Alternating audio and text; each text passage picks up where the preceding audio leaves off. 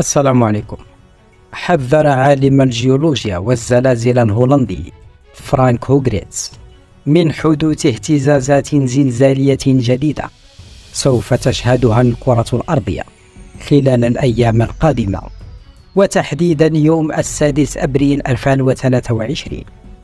وظهر فرانك في فيديو جديد وتحدث من خلاله عن الزلازل التي شهدتها عدة مناطق، وتحديدا في الفترة ما بين 27 و 30 مارس، وأشار إلى الأنشطة التي كان قد حذر منها مسبقا من خلال فيديو آخر، معلنا تنبؤاته بهندسة الكواكب الحرجة واصطفاف الكواكب مع الكرة الأرضية.